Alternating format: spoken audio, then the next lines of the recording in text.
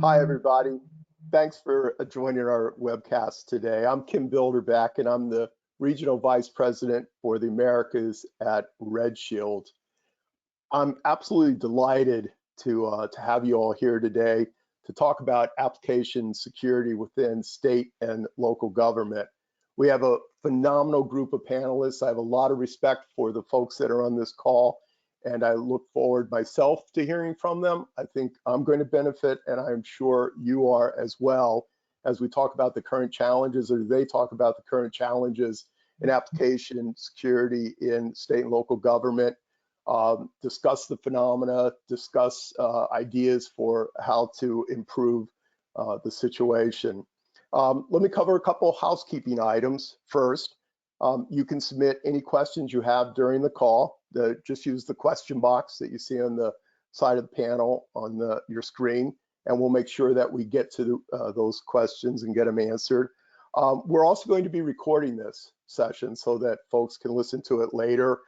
So if you're not comfortable with being on a recorded session, now would be the time to drop off.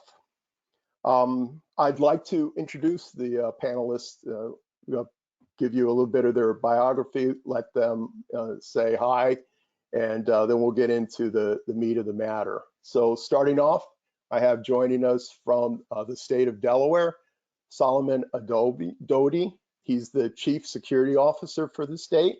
He leads an information security program charged with protecting all the state networks in Delaware, their systems, the applications, and the data.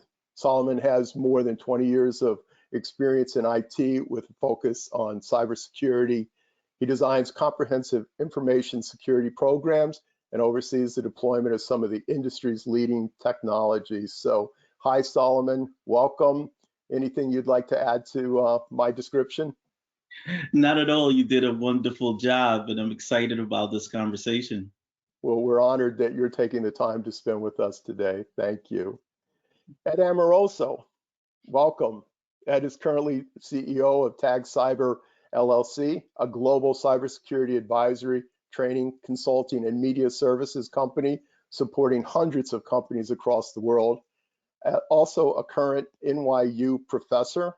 He retired from AT&T after 31 years of service, beginning in Unix security R&D at Bell Labs and culminating as Senior Vice President and Chief Security Officer of AT&T from 2004 to 2006.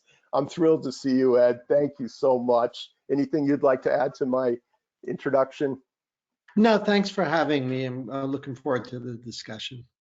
Thank you.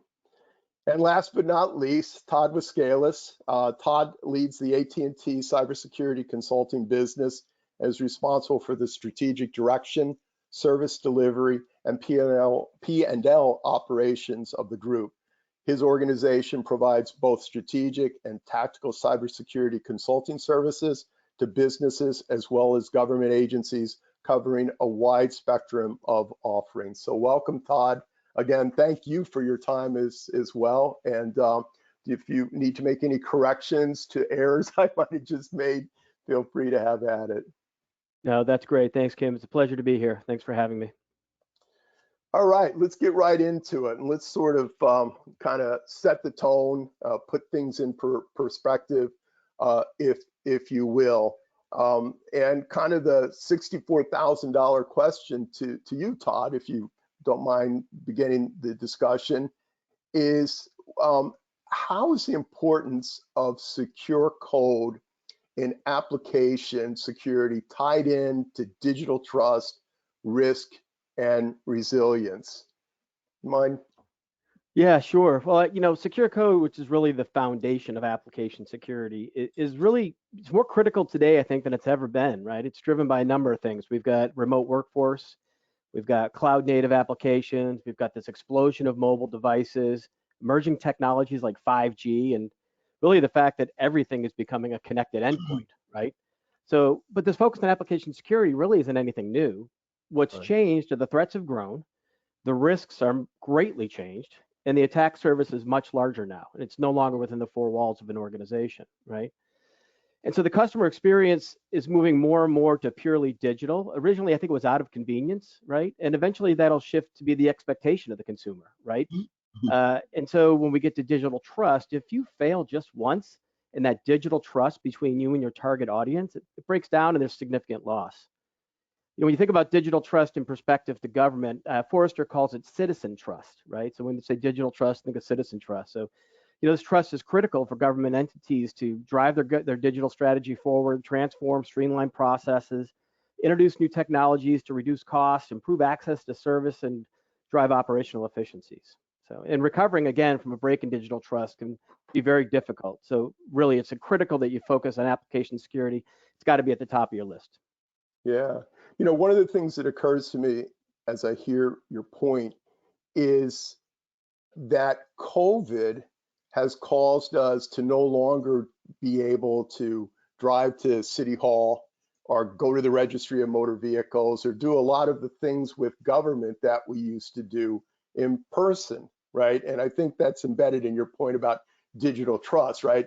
Face to face, you can have a lot of trust, and there's documents with seals on it, sort of stuff. So I'm curious, given the increased importance of web applications as a way of transacting business, if you will, with the government, how has COVID changed the game for application security? Yeah, I think for most organizations, and even in government, digital transformation was sort of the conversation going into 2020. But COVID absolutely accelerated that, right? And we had to move to, cloud applications, software-defined infrastructure. I mean, all the things that sort of the pandemic drove for us, right? But when I think about COVID impacting application security, you know, the drive for more and more applications, the access to information, kind of takes me back to the idea of really thinking about shifting left, if you will, in, you know, the cybersecurity or the application security development piece. So I think traditionally, if you think about application security and the design, develop, test, and deployment maintenance cycle, right? We typically looked at cybersecurity in the latter two. We would test at the test phase, and we test functionality, we test security, and then we do ongoing testing in the maintenance and deployment phase. The idea of shifting left is really moving that cybersecurity as you're developing these new apps closer to into the design phase, making sure your developers are on board. They're trained, they know what to do, right? They're committed to their responsibility inside of the development of application security. And then in the development piece of that is really embedding a lot of that testing real time into the development lifecycle, right? Using as much automated tools as you can to keep the manual processes down. And that way you're really driving that security posture all the way through those sort of four basic stages. And again, if we go back to COVID, the explosion of applications that are going on right now, driving from those things we mentioned earlier, that's why it's really critical to start thinking about shifting into that phase. Yeah, and I think related to that is the fact that in the software development lifecycle, it's no longer just your application, right? Your organization's application. You now have SaaS applications, you're moving your applications to the cloud, which I think increases the complexity, which leads me to ask Ed, if you don't mind, you know, what are you seeing as the common application security challenges? And, you know, is the digital transformation, the explosion of platforms and COVID contributing to that? What's your experience? Well, the application environment's the most interesting part of the computing equation, that's for sure. And we've got a bunch of people here who have maybe some telecom background, and we're maybe biased to say, wow, the network is the best place, but it kind of isn't. The application environment is where it's all happening. So that's good. The good thing, it's vibrant, and that's where you define your business. That's where you can differentiate. But the challenge from a security perspective is that there's this explosion of possibilities in terms of applications that have to be dealt with. Like, first, you have to worry about both static and runtime issues, right? There's different. When you talked a minute ago about secure code, there's really a couple of different ways to exercise those types of checks. Second is, where are you in the DevOps life cycle? Are you in the test phase? Is it a production app? Is it deployed? Is it still sitting on somebody's PC? You know, you have all that. Then you have the question of source. Like, is this a first-party app, something you built yourself? Did you have a third party doing it? Is it SaaS? Do you subscribe to it? Did you buy it from Microsoft? I mean, it's like all those questions. And then on top of all of that, Yeah. questions around runtime environment. Like, is it in a container? Is it running in a VM? Is it on a traditional OS? You know, like all of these things. Pick one from column A, one from column Right. this explosion of possibilities. And it's like you're playing Mad Libs. You know, you're picking these things, and each of them becomes a thread that people like Solomon and others have to worry about. You know, this is not theory. This is, you know, each of these are valid use cases, and every single one of them needs a control. And sadly, you're not going to be able to go like one company to do both like process maturity and also static application testing. There's such a wide range.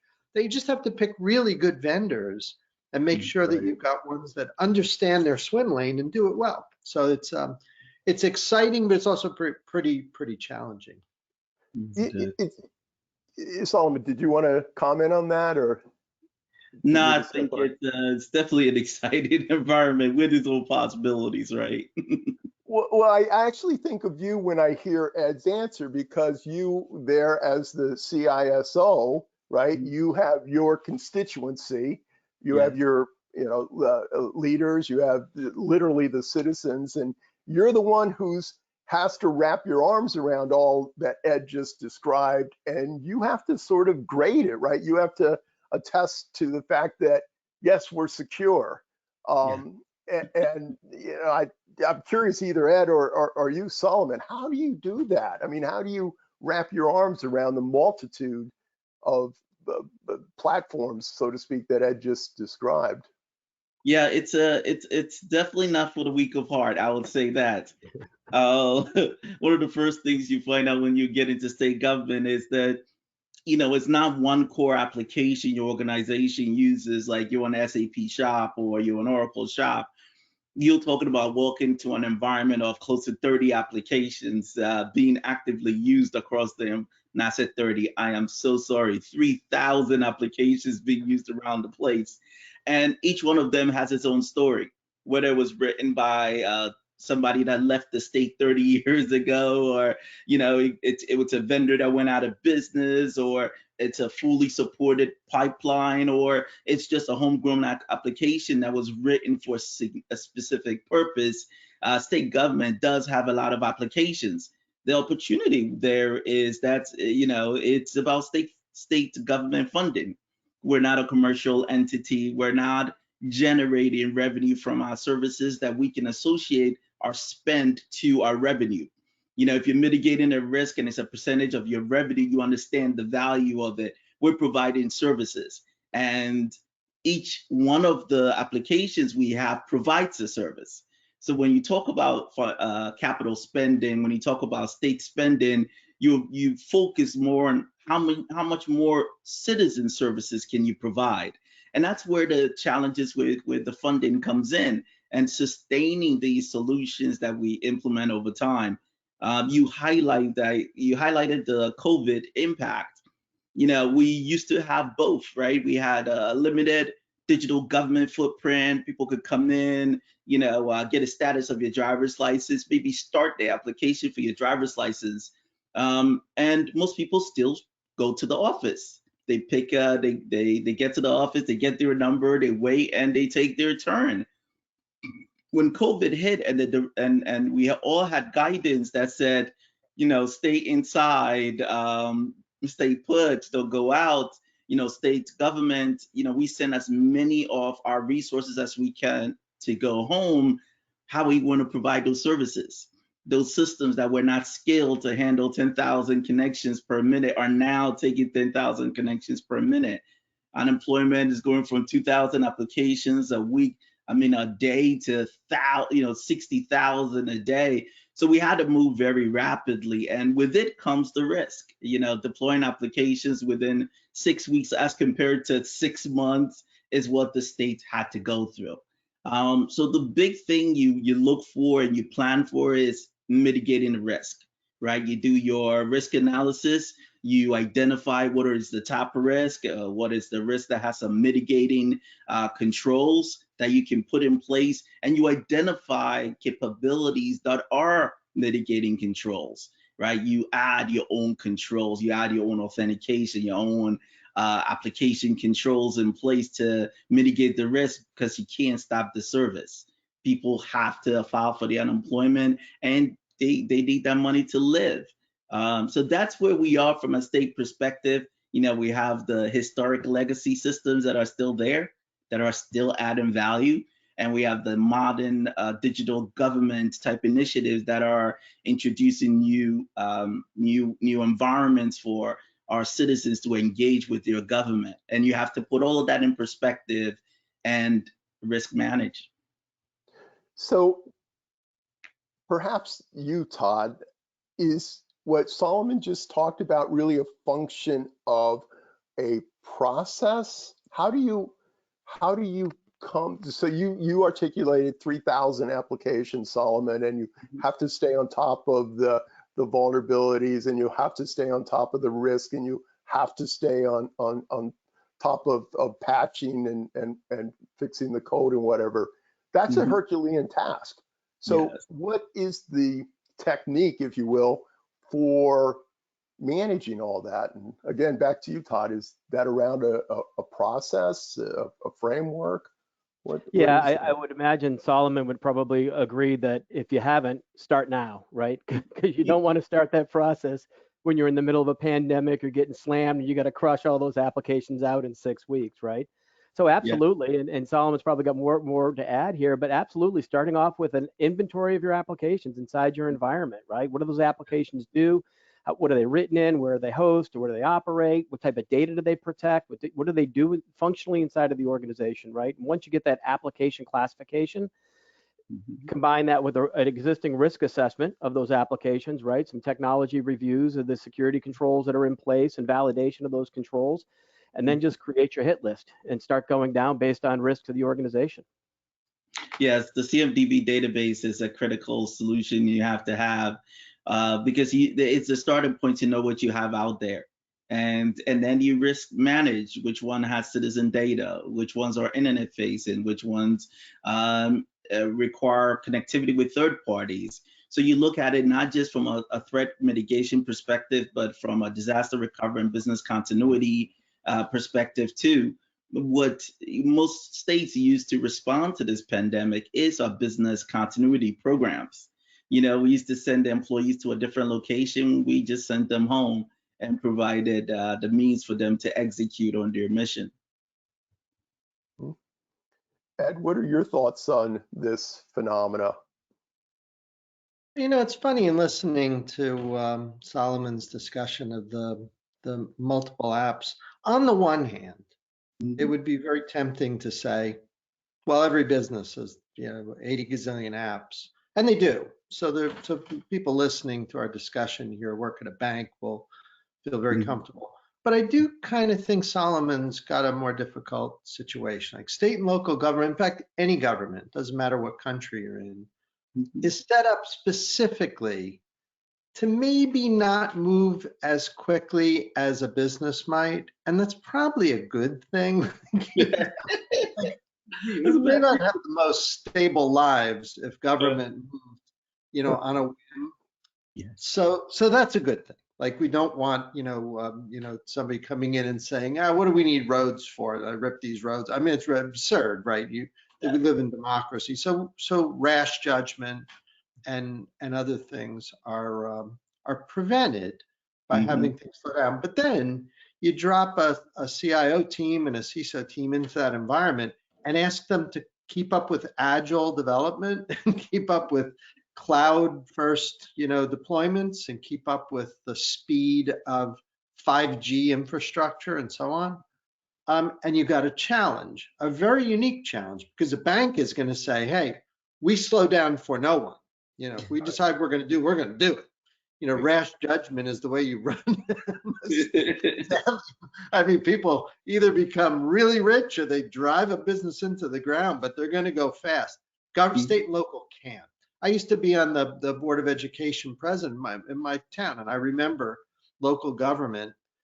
As I came to learn how it worked, I was very glad that there were controls and that it took a real consensus to get things done. So for people who are listening here, wondering, what's the sort of the intersection of state and local, and I think it extends to federal, with this challenge of application security, is that one is moving at lightning speed, and the other is trying to keep up, but also recognizing that none of us benefit by having state and local government not be more foundational and firm and a little bit more difficult to shift left or right. So it just underscores how difficult the problem it is, but I'm sure Solomon and his team are not going to give up. They've got to do what they can do, but it's tough.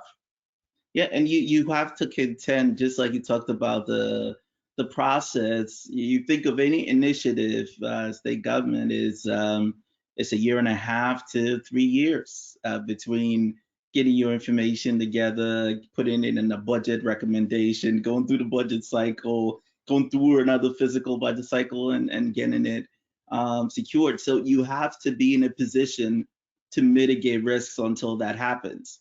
That application that has vulnerabilities cannot be shut down, but it cannot be replaced tomorrow.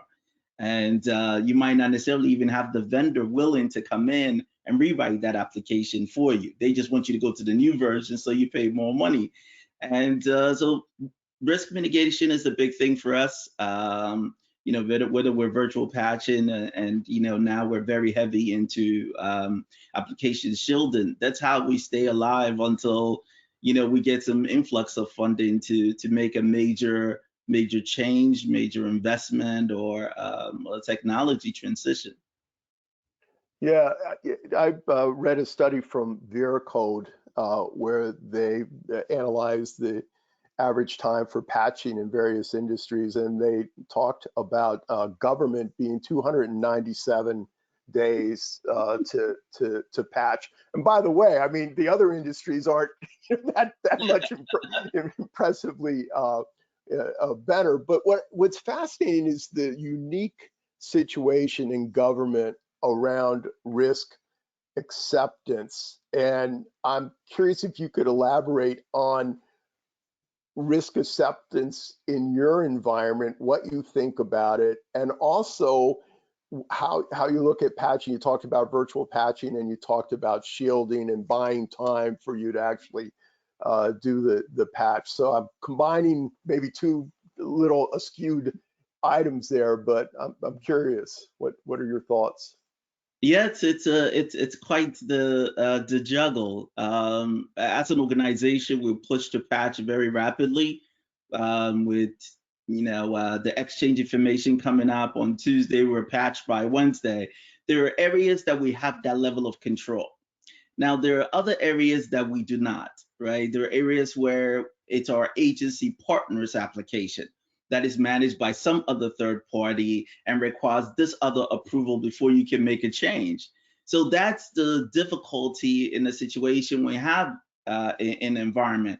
And when we highlight the 3,000 applications, the reason why we highlight that is that if you have an organization that has one core application or maybe a few core applications, they usually invest in not just the application itself, but the pipeline to deliver and manage those applications. It's not like that with state government. You probably got that software on a disk, right? So you're still holding on to that disk, or the vendor sets it up on the machine. It's not like you have the code in GitHub or some repository that you can keep reloading. So you're dealing with very complex application environments that differ per the 3,000 applications you have. So you definitely need to buy yourself time. It takes a while to get the application ready to be patched, to get the sign off from the business. And you told them about a very diverse organization, diverse business. Their level of testing could be extensive, could be months before they're done testing, or they have the availability to test for you. Then we deploy it into one environment, and you don't have the luxury of having a 5-tier pipeline of development and all those things. So you're kind of rapidly delivering some of this content when you get your approvals. So the truth is the ability to buy time, whether it's a host that you need to virtually patch until you can push the patches out, and whether it's an application that you can continue to leverage it while mitigating the risk that you have to have that in your back pocket. In most environments, and I can't speak for all of them, it's almost like you're forced into the habit of risk acceptance, the habit of saying that, look, it takes 6 months for us to do our due diligence to get this application out, right? If you don't do the 6 months, the implications could actually be worse. So you deal with the 6 months, or the next budget cycle, I'm going to replace this application. Do I invest money that I don't have in fixing it? So you have to deal with that scenario too. What you have to be careful of is that you don't get sucked into the complacency of just accepting it, or just saying it's only 1 month, it's only 2 days, it's only 1 week, because that 2 days is a lifetime, and a lot can happen within that 2 days. So I definitely encourage people, even if you're not in state and local government, have a way to mitigate your risk. It could be an intrusion prevention policy that looks for that particular attack. It could be a custom signature that alerts you to that type of behavior. Have something that buys you time to mitigate that risk. Mm. Yeah, you're talking about something I call de facto risk assessment, right? You just sort of get caught up in the moment, and you, on a de facto basis, accepted the risk. Ed, what, in terms of the process recommendations, what do you think is best practice for this sort of situation? Well, I sure do like virtualization and cloud. When you were kicking this up, I think you said cloud might make things more complex. I think that's true in the very short term, but in the long run, the whole idea is to simplify, right? So I think that, like what Solomon was talking about, having buying time and having compensating controls. When you push out to a really good cloud vendor, they're going to help you. I mean, you're going to pay for it, but but they're going to help you. Like, I like the idea of having Microsoft help me versus being in a data center where I'm sort of on my own. I totally get that if you're Bank of America or if you're Verizon, you can hire a lot of smart people, and you can certainly go shoulder to shoulder with the cloud provider. So you have some options there. But like for all the rest of us on planet Earth, nobody has those kind of budgets. So I love the idea of having a third party that brings tools to the game, brings expertise to the game. And, we didn't even talk about skills shortages and retaining talent. And for state and local, they're bound by HR policies and salary guidelines. I mean, some superstar wants to come over to Delaware and help Solomon. Solomon can't just say, all right, you're awesome, I'm going to pay you. Like some young lady comes out of a great school, comes out of University of Delaware, says, hey, I want to work here. He can't like just pay her 3 times, to get her to come. So you probably like to, right? Get her some Blue Rocks tickets, right? Yes. But the point is that having great providers and ISPs, mobile providers as well. I'm sure Todd has some thoughts on that. Having the partnerships really will help here. I think more than any other time I can remember in the last 20 or 30 years, those partnerships are really important. Yeah, we do have to highlight in venues like this that states like our own would not have survived without our strategic partnerships. To all the vendors that stepped up and helped, this is our thanks to you. We had hardware arriving without even cutting a PO yet. We had licenses being extended because we had to provide a service, and it was urgent. And our partners never they didn't give up on us, and they were always willing to help and said, "Well, we'll talk about the money later." And our citizens were desperate. We wanted to get that to them. And one other point I wanted to highlight to you, some of the challenges that we still go through from a legacy application perspective is getting them factored for the cloud. We have a strong cloud initiative, cloud first plan, but you look at your portfolio applications and maybe one can run in the cloud at this point. So that's another area that strategic partnership is also very helpful to that organizations that is what they do, that can come in and help you. Leveraging internal teams have proved to be extremely challenging to achieve that. How do you ensure that the partners that you're working with are going to deliver the security that you require in order to meet your requirements, right? What practices do you have in place to monitor that and to ensure the risk transference, if you will? Yeah, that is a very good point. There's often this notion that I transfer this risk to this company, that my job is done. What we've identified is, at least from a state government perspective, that's not true. If that website gets compromised, even if it's hosted by somebody, they're not going to say that hosting company was compromised. They'll say the state of Delaware's website was compromised. Right. So we had to learn from that, and we had to evolve from that. So personally, for me, in the contractual language, we spend a lot of time there. We negotiate data usage terms and agreements. We negotiate cloud services terms of agreements with minimal service levels. And beyond that, the right to audit, the right to assess, so we can validate them. One of the things that we found very, very helpful in one of our strategic vendors that, kind of invited me here, is the ability to throw our protections in front of a third-party vendor. And it was something in the past we couldn't do. We couldn't be in line. Now, when I do my name resolution change to to transfer a service to a vendor, I would say I will have traffic route to this. You could call it a client access security broker, a CASB, and then from there I'll come to you. So I get to see all the traffic that interfaces with my application, even if I don't host it. And then I scan every week.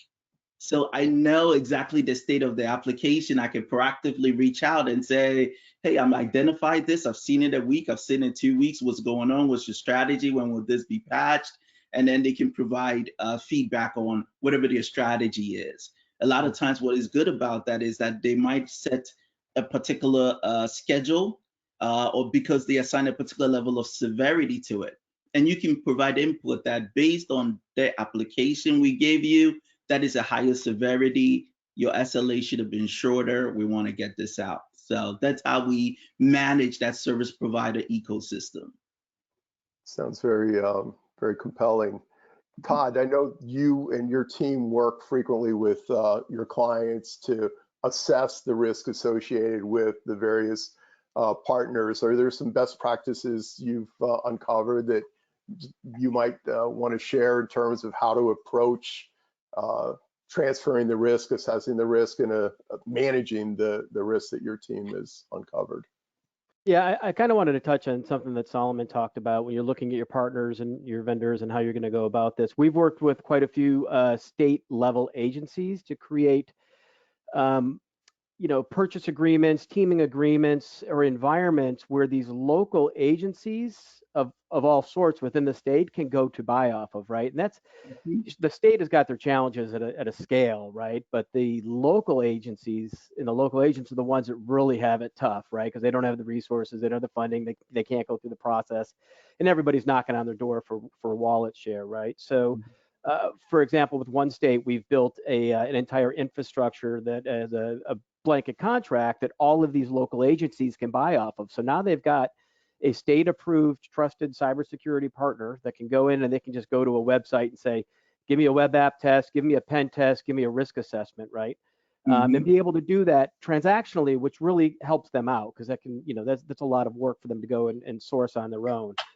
With pre-negotiated rates. So looking at it from a state level, looking at how do you help your local agencies and your local districts to solve that problem is important. And what that also does, interestingly enough, is give that state risk visibility into all of the agencies across the state, right? And so it's a win-win across the organization. It helps them drive some of their cybersecurity initiatives and directives. It holds accountability, and it does all of those different types of things. So state agencies looking to get into that type of model, we've seen have been very successful for all involved.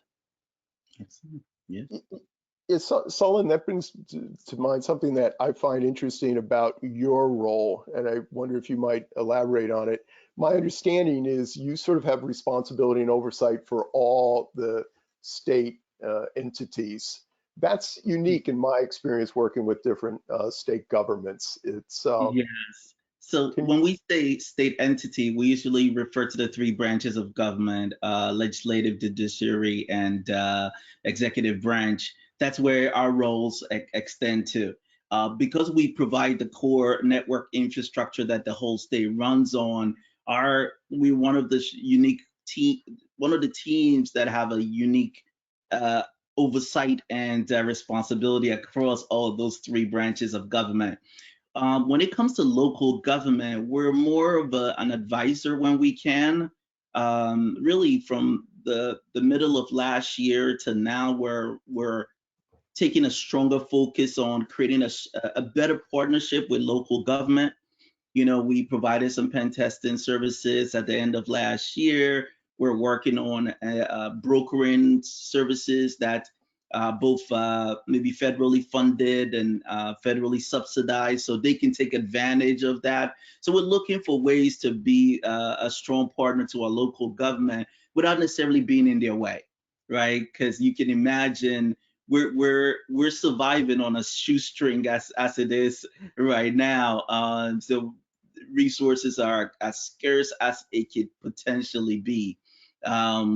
But what we can do is offer advice. What we can do is create the relationships that they can leverage, and be there when they run into an issue. We will put boots on ground when they run into an issue, and call our partners to come in and help. Mhm. So Ed, I'm going to really put you on the spot, and I know from prior experience that you can rise to the occasion. Now But I can't wait to hear what this is. but I apologize in advance. So, given all the things that we're talking about here in terms of COVID, the cloud, and the digital transformation, and just the sum of the challenges, as you survey the industry and anticipate the future, and this is the hard part, are there any silver bullets, right? Is there like some, like secure world that you'll be able to subscribe to that's going to fix this, or is it just fundamentals? Yeah, I don't know whether I call it silver bullet, but I have been out kind of arguing that there's one thing that everyone can do that really will make things better, and that's to simplify. And I know that that's like easier said than done, but I don't think people pay enough attention to it. I'll give you a couple of examples. Please. So, and Todd knows because he's out talking to clients all the time. Usually, Mhm. when somebody has like a security problem, the initial state is they get this problem, then they come up with a security solution. What happens is afterwards, they have more infrastructure, more software, more complexity. They bought this thing and Mhm. they dropped it in. Now they have what they were worried about before, plus this big thing, this big jalopy that's sitting on top of everything. And my experience has been that sometimes you do need that, particularly in application security. You're probably going to need some support infrastructure for that. But that said, if I have $1 and I'm going to spend it on, protecting myself, I'd spend that dollar trying to better understand and maybe turn something off or simplify or retire something or do whatever I can to make things simpler.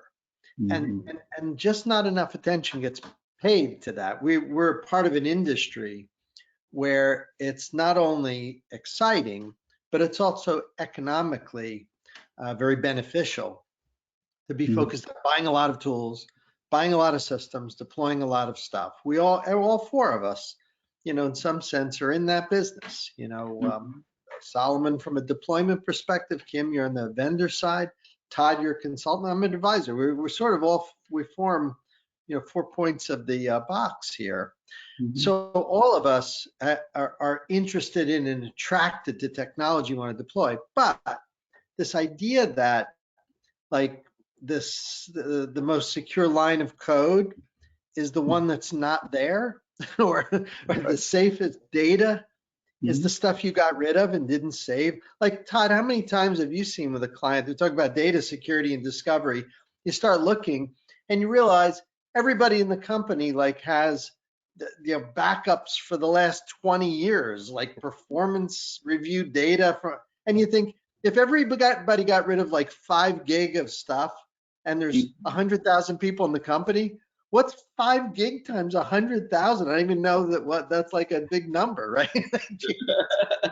You're getting rid of, and Yeah. who can get rid of 5 gig of stuff? I could do that while we're talking right now, probably on a couple of laptops. So this idea that there's some basic things that you can do to simplify, it always strikes me that we all leave that out of the equation. We all go buy these tools. And again, I'm not against that. We're all in that business. I'm not saying that's evil, but you're asking if there's a silver bullet. I would say, given the fact that we're obviously not going to be able to stop deploying products, we have compliance requirements. You have to do it, but simplifying makes everything come to life. WAFs work better. Intrusion detection works better. SIMs work better. Network security monitoring works better. Public key infrastructure works better. If you just simplify all the crap that is the target of many of these controls. So that would be my, it's not a silver bullet, but if you had to pick one and say you only allow one word, I would say simplify. Yeah, And well, go ahead. You're absolutely right, Ed. My philosophy when it comes to cybersecurity is it's either control or visibility, right? You try to have a good amount of both, and when you can't have one, you scale up the other one.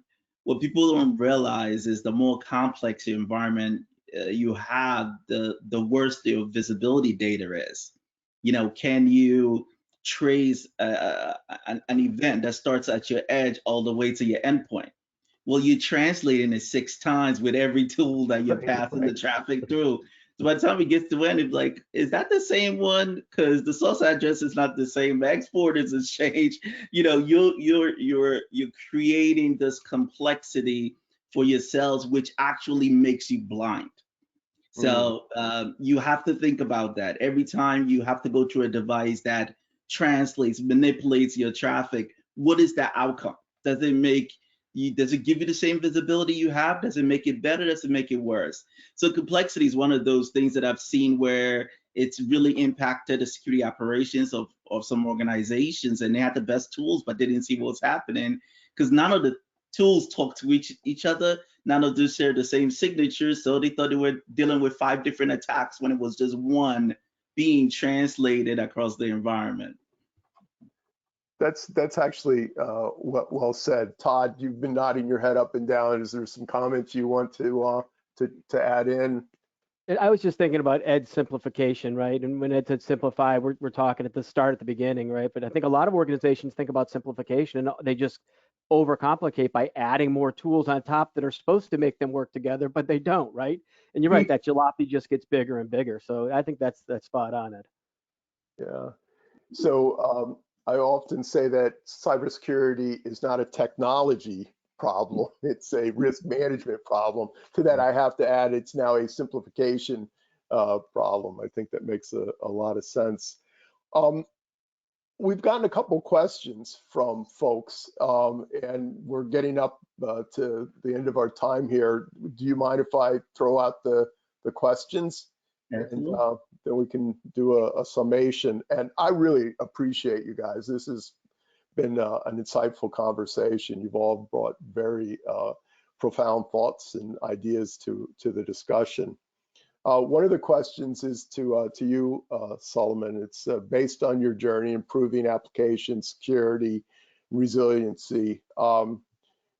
Maybe you've touched on some of this, but what advice or simple learnings would you give to other government security leaders who may face some of the problems discussed today? I would say, strategic partnerships. It's you highlighted the challenges with recruiting, hiring, compensating, and maintaining some of the critical resources we have. Some of the ones that are the unicorn out there are the application security specialists. You usually want to develop them from people with extensive application development experience into cybersecurity, which is quite difficult. So what you need is a strategic partner that buys you time and augments your team. You know, you want a service that, you know, not just gives you an alert or gives you a report from a data and you have to figure it out. Can they provide guidance, and can they mitigate? Can they provide a temporary relief to buy your team time? So if there's anything that I would say is buy yourself time. Right. And a day you might think, oh, they'll patch tomorrow, I don't have a risk now. That risk could be right now, it could be tonight. And you know, for state and local government, there's a phenomena that is not talked about a lot, and it's because we say only in the background when there's nobody around. There's this activities of compromising legitimate websites and using it against their customers. It's extending to state government. So you might think that the vulnerability you have is just impacting your availability. What if it's compromised? What if it's used to infect your own citizens when they come to consume your applications? That is another scope of the risk that we hadn't looked at. We talked about defacement, we talked about our data, but can we be used as a weapon against our own citizens? And that's when you have to think about and buy yourself time to mitigate it and not be a risk to other people. So that really does take it to the next level. I hear you loud and clear. And so what you're saying is mitigate and then fix. Yes. And I'm implying the rest of it, which is check, mitigate, and then fix, continue to mitigate. Yeah, continuous loop. I think that's great advice. The other question that came in, and this is really basically to either you, Ed, or Todd, based upon what you see across the government that you've worked with, what might you advise or guidance might you supply that could impart to governments the steps that the security professionals can take today to further improve application security? You've talked about simplification and talked about mitigation and sort of patching or shielding. Anything else that you guys might add, or another perspective you might want to throw in there for consideration? Yeah, I'll go. I guess one of the things that I would suggest is that you sort of step back and go all the way to the beginning of your application development lifecycle and take a good hard look at what you've got, right? You've probably got some good resources. Do they have the right training? Do they know how to develop secure code? How are they managing it, right? All of those different types of things. How are you measuring those developers and holding them accountable to those secure codes, giving them the ongoing knowledge they need to develop properly? So I think a lot of organizations, not just in government, but a lot of organizations just assuming, hey, this is my dev shop, this is what I'm working with. How do I go all the way over here and try to address these things? I think you got to start at the beginning and just take a good hard look at what you've got, assess that environment, and then see where you need to kind of clean up a little bit. Anything from you, Ed? Well, Todd gave some really good advice. I mean, I'll offer something that has nothing to do with cybersecurity, and that's that the purchasing schedules at state and local are terrible. It's impossible to work on either end, let's face it. So that's something that state government, probably, as Solomon, provides feedback up to the governor. And as we all deal with governors in our own state and our own state legislature, I think procurement reform would be wise. For example, cloud is supposed to be this thing that you buy on demand, right? It's supposed to be self-service on demand. In fact, eventually I want my artificial intelligence to do the deployment for me, right? That's like the whole idea. I don't know how state and government can possibly do what it needs to do unless we have fundamental reform in procurement. We all know why those rules are there. You don't want to be giving, my cousin in Newark shouldn't be getting, my business because I'm the head of the New Jersey Transportation Department, right? You have to have those controls, but we've gone too far with them. I mean, you have to have control, you have to have ethics, you have to have oversight, but we also need flexibility. So state and local should be able to buy virtual appliances and deploy to the cloud and buy from the best vendors. in an agile manner without having to go through the rigmarole that I'm Mhm. sure Solomon goes through every day, probably just to hire a consultant is like, requires an act of moving the universe to do one little thing. Have I got that right, Solomon? I mean, that is a problem. Absolutely. It takes legislative activity sometimes just to get Yeah. an employee. It's and you put it all into perspective of the evolving risks that we're facing. It's a dynamic process that we're maneuvering as best we can, but it is a challenge. It is a challenge to respond and be dynamic. Oh. Well, guys, again, I really appreciate it. I think that this has been most informative. I think some good ideas have been floated. So I thank you for your time.